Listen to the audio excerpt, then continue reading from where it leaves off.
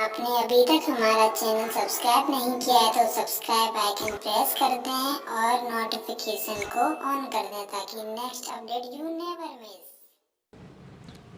नमस्कार प्यारे बच्चों, मैं देवेंद्र सिंह आपका एक बार फिर स्वागत करता हूं आपके अपने YouTube चैनल देवेंद्र क्लासेस में। तो आज मैं कई बार 3-4 दिन के बाद दोबारा से आपके लिए वीडियो लेकर के आया हूं। आज का जो टॉपिक है वो जनगणना का, जनगणना 2011 का टॉपिक है। तो जनगणना लास्ट 2011 में हुई थी, जो अगली जनगणना होने जा रही है वो 2021 में होगी। तो पिछले जो भी 2011 की जनगणना हुई है उसी से क्वेश्चंस या प्रश्न बनते हैं। उन प्रश्नों को मैं आपके सामने जनगणना से संबंधित डिस्कस करने जा रहा हूँ आपके सामने। तो प्रश्न कुछ इंपॉर्टेंट है जो पूर्व की परीक्षाओं में पूछे गए हैं, जनगणना से संबंधित है। तो मैं आप देखते चलिएगा प्रश्नों को। तो पहला प्रश्न है, भारत में जनगणना का शुभारंभ सर्वप्रथम भारत में कब हुआ था? भारत के इतिहास में सबसे पहले जनगणना कब कराई गई थी? तो पहला प्रश्न ये है। तो इसे देखिएगा, सबसे पहले इसका उत्तर है बच्चों 1872 में। सबसे पहले 1872 में भारत में जनगणना कराई गई थी। ये प्रश्न कई बार आता रहा है। 1872 में कराई गई। सेकंड बात यही पूछा जाता है किनके शासनकाल में कराई गई? तो एक अंग्रेज शासक थे भारत में उन दिनों, लॉर्ड मेयो। लॉर्ड मेयो के शासनकाल में सबसे पहली जनगणना भारत के इतिहास में कराई गई थी। उस समय अंग्रेजों का शासन था 1872। चूंकि आप जानते हैं 1947 में देश आजाद हुआ तो सबसे पहले वहां जनगणना कराई गई थी। सेकंड प्रश्न की बात करते हैं, भारत में नियमित जनगणना कब प्रारंभ हुई थी? नियमित का मतलब भारत में जनगणना का ये इशू रखा गया, ये उद्देश्य रखा गया कि प्रत्येक 10 वर्षों बाद, 10 साल के बाद जनगणना का कार्य किया जाएगा। तो भारत में नियमित जनगणना, इस वर्ड को आप ध्यान से देख लेना, नियमित जनगणना का प्रारंभ हुआ था या शुभारंभ 1881 में। किनके शासनकाल में ये व्यवस्था शुरू हुई? तो आप याद रख सकते हैं लॉर्ड रिपन। लॉर्ड रिपन के शासनकाल में 1881 में सबसे पहले जनगणना नियमित जनगणना कराई गई थी। और सबसे पहले जनगणना का शुभारंभ 1872 में लॉर्ड मेयो के शासनकाल में। इसी क्रम में तीसरा प्रश्न देखिए, जनगणना का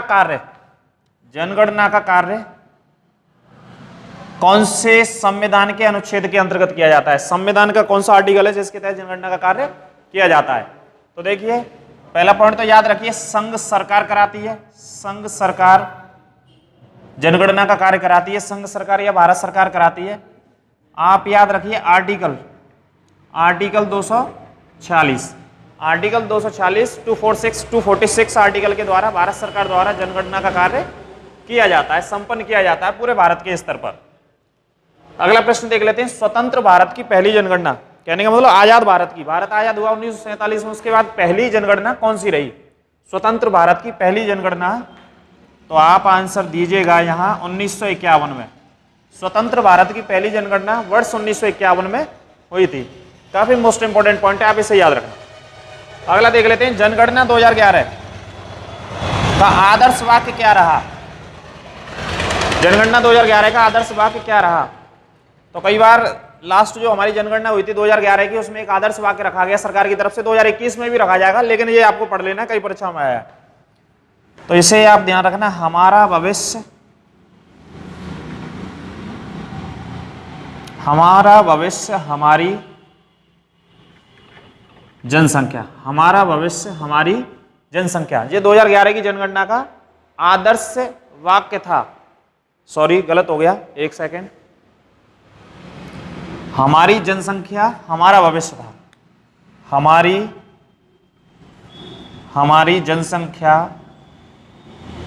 जनसंख्या हमारा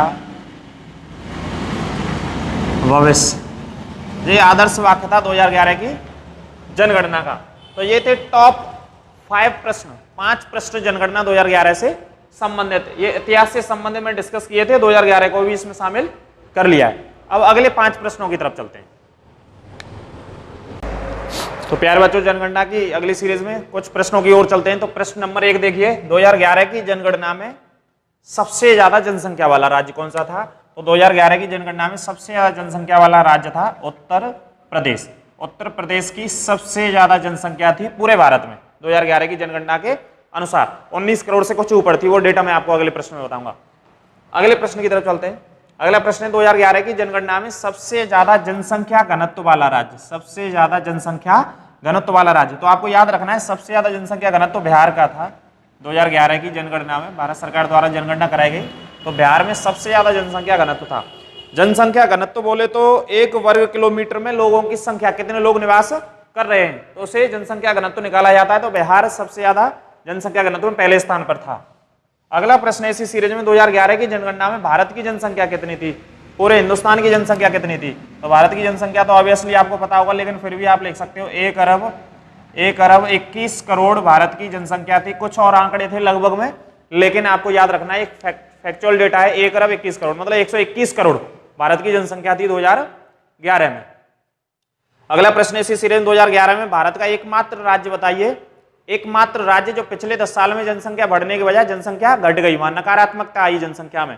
तो ये याद रखना काफी मोस्ट इंपोर्टेंट है, कई बार परीक्षाओं में आया है। तो एकमात्र राज्य है भारत का नागालैंड, नागालैंड राज्य है भारत का जहां जनसंख्या घट गई पिछले 10 साल में, तो एकमात्र राज्य रहा है। उत्तर पूर्वी राज्य नागालैंड, नागालैंड की राजधानी कोहिमा है। उत्तर पूर्वी राज्य 7 सिस्टर्स में आता है, 7 बहनों वाले राज्यों में। अगले प्रश्न की तरफ चलते हैं। 2011 की जनगणना में सबसे बड़ा राज्य, क्षेत्रफल के अनुसार सबसे बड़ा राज्य कौन सा है भारत का। तो क्षेत्रफल के अनुसार सबसे बड़ा राज्य है भारत का राजस्थान। तो आपको याद रख लेना राजस्थान सबसे बड़ा राज्य क्षेत्रफल के अकॉर्डिंग। अगले पॉइंट की तरफ चलते हैं। प्रश्न नंबर 6 है 2011 में भारत का जनसंख्या घनत्व कितना है। कई बार आता है, अपने देश का भी जनसंख्या घनत्व याद रखना है। भारत का एक एवरेज, एक औसतन लिया जाता है जनगणना की टीम के द्वारा। गृह मंत्रालय इस कार्य को कराता है, होम मिनिस्ट्री इस कार्य को कराती है। तो जनसंख्या घनत्व कितना था, तो जनसंख्या घनत्व भारत का था 382 प्रति वर्ग किलोमीटर, 382 प्रति वर्ग किलोमीटर ये भारत का जनसंख्या घनत्व था।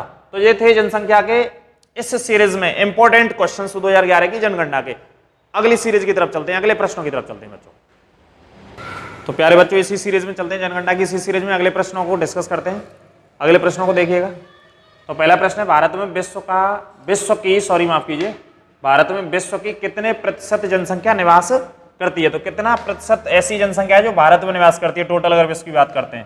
तो आपको याद रखना है 17.5% जनसंख्या भारत में निवास करती है। विश्व की जनसंख्या की 17.5% भारत में रहती है जनसंख्या 2011 के आंकड़ों के अनुसार। अगला प्रश्न है इसी सीरीज में भारत में विश्व का कितना प्रतिशत क्षेत्रफल स्थित है। टोटल विश्व का कितना प्रतिशत अपने भारत में स्थित है। तो भारत में जो क्षेत्रफल स्थित है वो आपको याद रखना है 2.4%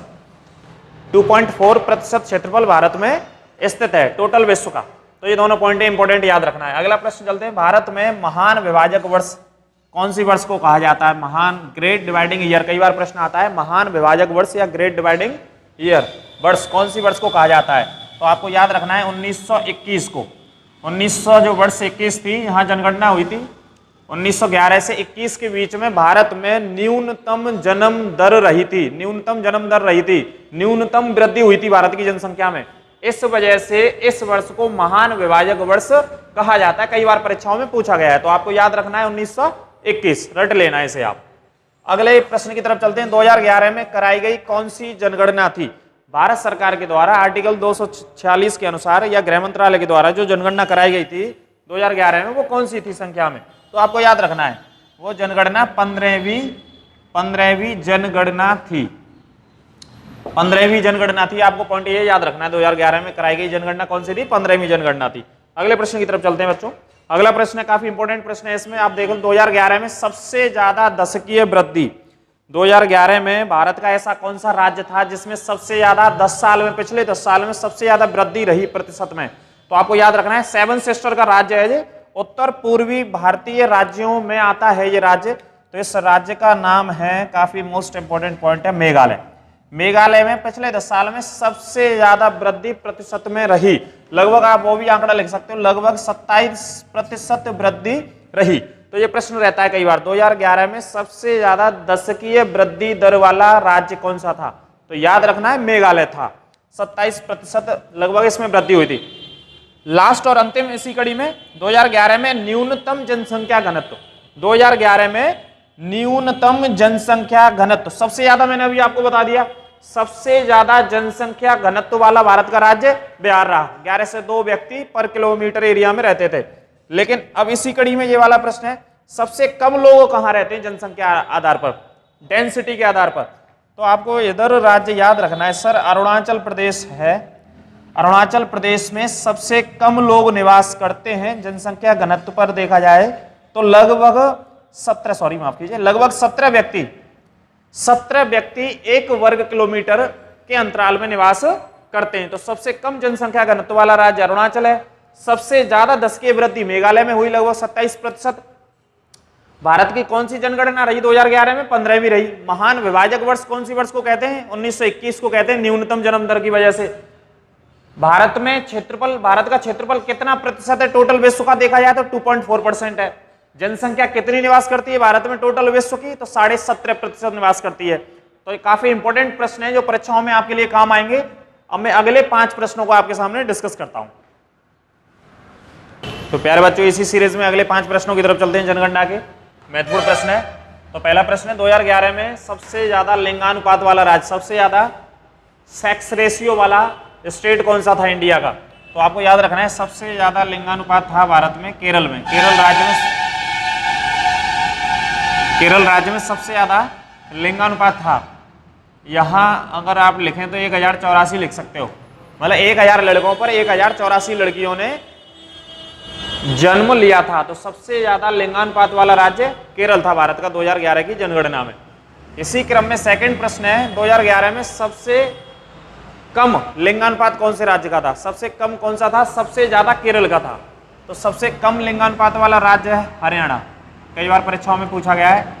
हरियाणा का था 879, लगभग 1000 लड़कों के या बच्चों के जन्म पर 879 लड़कियां जन्म लेती हैं। ये हरियाणा का आंकड़ा है 2011 की जनगणना का। तो सबसे कम लिंगानुपात हरियाणा में, सबसे ज्यादा लिंगानुपात केरल में 1084, वो भी आप नोट कर लेना। अगला प्रश्न इसी सीरीज में, 2011 में सबसे ज्यादा साक्षरता, सबसे ज्यादा पढ़े लिखे या सबसे ज्यादा साक्षर कौन सा राज्य है? सबसे ज्यादा साक्षरता वाला राज्य, तो ये भी साउथ इंडिया का राज्य है, दक्षिण भारत का राज्य है। सबसे ज्यादा साक्षरता वाला राज्य केरल। केरल में लगभग 97-98% साक्षरता है। तो सबसे ज्यादा साक्षरता वाला राज्य है बच्चों। अगले प्रश्न बात करते हैं, 2011 में भारत की ग्रामीण जनसंख्या कितनी थी? कहने का मतलब है 2011 में भारत के गांव में बसने वाले या गांव में रहने वाले लोग कितने करोड़ थे? तो ग्रामीण जनसंख्या, तो मैं आपको बता देता हूं, 2011 में भारत की ग्रामीण जनसंख्या 83 करोड़ लगभग थी। 83 करोड़ जनसंख्या लगभग कहाँ निवास करती है? आज भी भारत के गांवों में निवास करती है, क्योंकि भारत कैसा देश है? कृषि प्रधान देश है। हमारे यहाँ की ज्यादातर आबादी कृषि से संबंधित क्रियाकलाप या कार्यों में कार्य करती है। तो 83 करोड़ जनसंख्या गांवों में निवास करती है, ग्रामीण जनसंख्या है। इसी परिप्रेक्ष्य में अगला प्रश्न है, 2011 में शहरी जनसंख्या, शहरों में रहने वाली जनसंख्या कितनी थी 2011 में भारत में? तो शहरों में रहने वाली जनसंख्या 37 करोड़। 37 करोड़ ऐसी जनसंख्या थी जो शहरों में निवास करती थी। शहरों में निवास करती थी। इवन कब करती थी? 2011 के आंकड़े हैं ये। अभी 2019 चल रही है तो वो डेटा बढ़ गया होगा, 2021 में नया डेटा आएगा। तो आपको याद रखना है 37 करोड़ जनसंख्या। अगले प्रश्न की तरफ चलते हैं। अगला प्रश्न है, 2001 से 2011 तक कितने प्रतिशत वृद्धि रही? कहां रही प्रतिशत वृद्धि? भारत की जनसंख्या में। तो लास्ट की जनगणना थी इससे पहले 2001 की, 2001 के बाद 2011 में हुई। तो ये बात कर रहा है 10 साल में, ये 10 वर्ष हो गई, क्योंकि भारत में 10 वर्ष के अंतराल पे जनगणना होती है। तो 10 वर्ष के अंतराल पर भारत में कितने प्रतिशत जनसंख्या परसेंटेज में ग्रोथ हुई? तो आप लिख लेना, मैं लगभग में बता रहा हूं 17% लगभग 17% लगभग जनसंख्या भारत में पिछले 10 साल में ग्रोथ हुई है, वृद्धि हुई है पिछले 10 साल में। तो ये 5 या 6 प्रश्न है आपके इस सीरीज में, काफी इंपॉर्टेंट फैक्ट्स हैं, आप नोट कर लेना। मैं अगले 5 प्रश्नों की तरफ आपको लेकर चलता हूं। तो प्यारे बच्चों, अगले प्रश्न है जनगणना की इस सीरीज में, अगले प्रश्नों को देखना। भारत का कुल क्षेत्रफल कितना है? तो 2011 की अगर जनगणना में इस आंकड़े को देखा जाए तो भारत का क्षेत्रफल कितना है? तो आपको याद रखना है, वैसे सभी को याद भी रहता है, लेकिन फिर भी आप देख लो, 32,87,263 वर्ग किलोमीटर। 32,87,263 वर्ग किलोमीटर संपूर्ण भारत का, संपूर्ण हिंदुस्तान का क्षेत्रफल है। तो आपको याद रखना है। सेकंड बात करते हैं, भारत में ग्रामीण क्षेत्रों में दशकीय वृद्धि कितनी रही? 10 साल में कितने प्रतिशत वृद्धि रही? कहां पर रही? ग्रामीण क्षेत्रों में, गांव में, ग्रामीण क्षेत्रों में कितनी दशकीय वृद्धि रही? तो आपको याद रखना है 12.3% 12.3% दशकीय वृद्धि रही। कहां पर रही? ग्रामीण क्षेत्रों में। कब रही? 2011 की जनगणना में। प्रश्नों में मैं 2011 की जनगणना की ही बात आपके सामने कर रहा हूं। अगला प्रश्न है इसी सीरीज में, भारत के शहरी क्षेत्रों में काफी पूछा गया है, कई बार प्रश्नों में आ गया है, शहरी क्षेत्रों में कितनी दशकीय वृद्धि रही? शहरी क्षेत्रों में पिछले 10 साल में कितने प्रतिशत में जनसंख्या ग्रोथ हुई? तो आपको इसका उत्तर देख लेना है। 31% लगभग शहरी क्षेत्रों में जनसंख्या ग्रोथ हुई। 31% शहरी क्षेत्रों में 2011 की जनगणना के आकलन के अनुसार। अगला मुद्दा है भारत का लिंगानुपात 2011 की जनगणना में कितना था? मैं पूरे भारत की बात कर रहा हूं इस प्रश्न में। भारत के लिंगानुपात की बात हो रही है, किसी राज्य के लिंगानुपात की बात नहीं हो रही है। तो भारत का लिंगानुपात कितना था? तो 1000 पे पूरे ओवरऑल इंडिया का एवरेज देखते हैं तो 943 था भारत का लिंगानुपात। आपको एक डेटा आंकड़ा याद रखना है, 943 लिंगानुपात था। तो ये पॉइंट है। इसी सीरीज में अगला मुद्दा है, अगला प्रश्न है, भारत का दूसरा सबसे बड़ा राज्य जनसंख्या की दृष्टि से। सबसे पहला या सबसे बड़ा राज्य तो उत्तर प्रदेश है। उत्तर प्रदेश के बाद दूसरा सबसे बड़ा राज्य यदि कभी आपसे पूछा जाए तो आपको याद रखना है महाराष्ट्र। महाराष्ट्र जनसंख्या की दृष्टि से भारत का दूसरा सबसे बड़ा राज्य है। अगला और अंतिम और लास्ट मुद्दा है इस सीरीज में, यह प्रश्न लिया गया है, आप इसे देखो। भारत की साक्षरता, भारत की साक्षरता कितनी है? भारत में 2011 के आकलन के अनुसार, जनगणना के अनुसार कितने प्रतिशत जनसंख्या साक्षर थी या साक्षरता प्राप्त कर चुकी थी? तो मोस्ट इंपॉर्टेंट पॉइंट है, आपको याद रखना है 74%। 74% जनसंख्या भारत में साक्षरता प्राप्त कर चुकी थी या भारत की साक्षरता थी। आपको उससे मतलब नहीं कितना प्राप्त किया कितना नहीं, डायरेक्ट प्रश्न रहता है साक्षरता 2011 में कितनी थी भारत की? तो 74% भारत की साक्षरता थी। तो ये थे 5 प्रश्न, इन्हें आप नोट कीजिएगा। मैं अगले 5 प्रश्नों की तरफ आपको लेकर चलता हूं।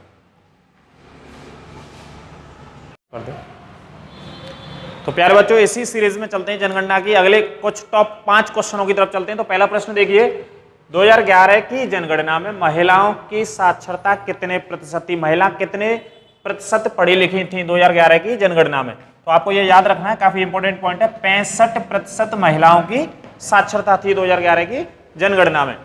अगला मुद्दा है इसी सीरीज में, 2011 की जनगणना में पुरुषों की साक्षरता कितनी थी?